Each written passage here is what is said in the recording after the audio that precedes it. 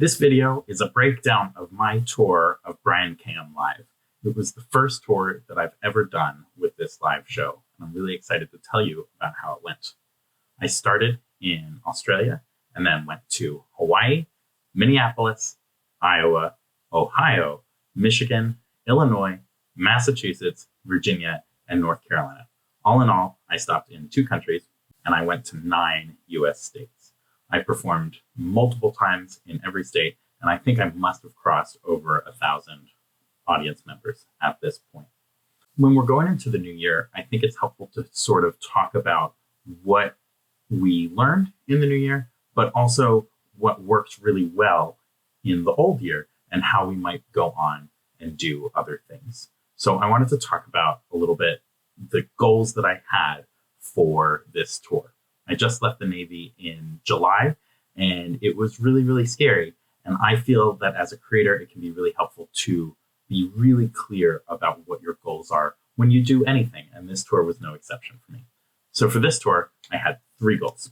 The first one was to not embarrass myself. That was the number one thing, and that maybe reveals some insecurity on my part. But I wanted to go and not, for example, play one show in Minneapolis and then have 2 weeks off and then play another individual show and basically commit to this entire 2-month tour and only play a couple of times. I wanted to not embarrass myself. I wanted to show myself, my family, my friends, and all of the world that I was on the ground and ready to be a touring independent musician outside the Navy. And I really think I did that. I got to perform so many times. I maybe flirted with doing a little too much, and I was totally exhausted on some days on the road, which got a little dangerous when I was driving all by myself. The second goal that I had was to be in the black. Touring is really expensive, and I got unbelievably lucky for 2 reasons. The first one is that Budget Car Rental seems to have made a mistake when I did the initial booking, and I ended up being able to rent the car that I had for 88 days for only $1,700. And they actually called me a few weeks before I left and tried to resolve their billing issue and charge way more. So it was sort of an unofficial accidental sponsorship from Budget Car Rental. So thank you. And that really, really helped. The other thing that I had on tour were some amazing people who were so generous to let me stay with them in their homes while I was on the road. Some of these people were friends that I was really close with, and some of these people were complete strangers to me, just putting me up because they were wanting to be supportive. So that really brought costs down. The third goal that I had was to learn some lessons so that the next part of the tour, or the next time I went on a tour, would be sustainable and perhaps even better. And I did learn some lessons. I learned a lot about my travel style. I learned that I don't really like Airbnbs as much as I like hotels. I learned that I especially like it when a hotel has a hot tub. And I learned kind of a little bit about the length of a residency at a school that I prefer. I didn't really feel so comfortable when I drove into an area, played the show, and then immediately left. I liked it a lot better when I could stay in the same place for 3 days, maybe rehearse with somebody the first day, play the show the second day, and then do a bunch of coaching the third day, and then leave. It feels like I've gotten an opportunity to really see the town at that point, really work with some people, and develop some real relationships, which is really what this is about. I love coaching. And I knew that I loved doing masterclasses and coachings, but I learned so much more that I liked doing masterclasses and coachings. Some of the groups that I visited while I was on tour had such amazing students with a huge degree of passion, drive, and curiosity. And that just, whenever I was tired, it was just a giant boost to my mindset and my health, being able to work with people working on their new music.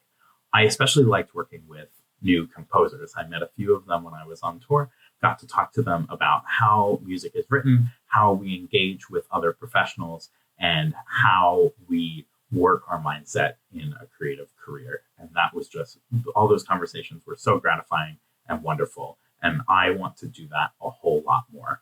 So the next time I do this, I'm going to be focusing on those 2 to 4 day residencies more than I'm focusing on the 1 day arrive, play the show, and then leave.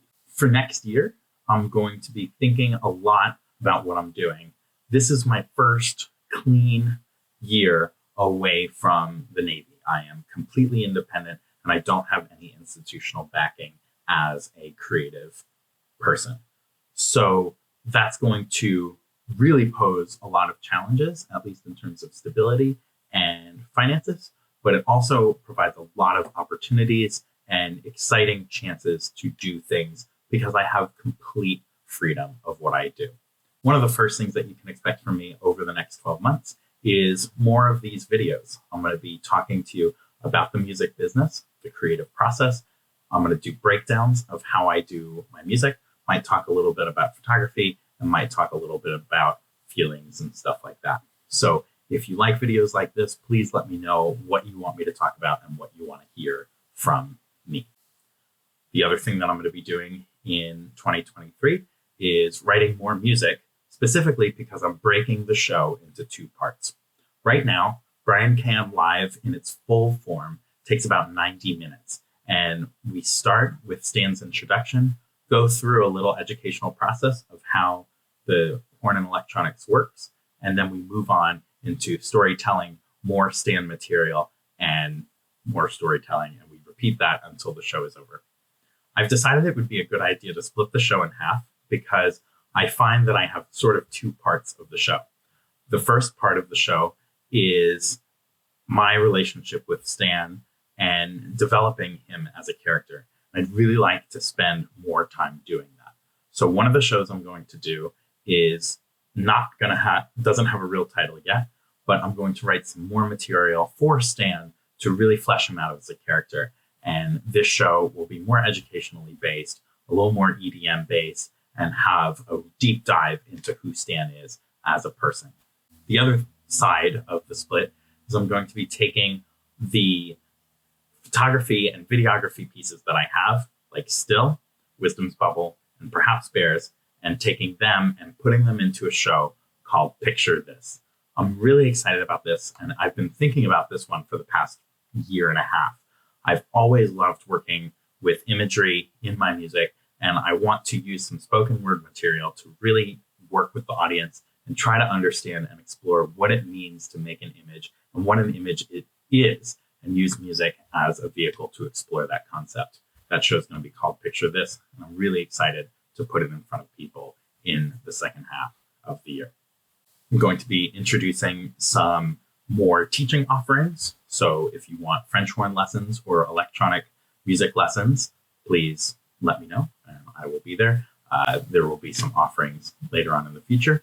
I look forward to hearing from you, and I look forward to doing more of these videos. So if you have any thoughts on what I might do or talk about, please let me know in comments. And if you're seeing this for the first time, all of the things that you hear from every creator, subscribing really does help, and so do likes and shares and things like that. I'm Brian KM, and I play French horn and make sounds with my computer, and I'll see you later.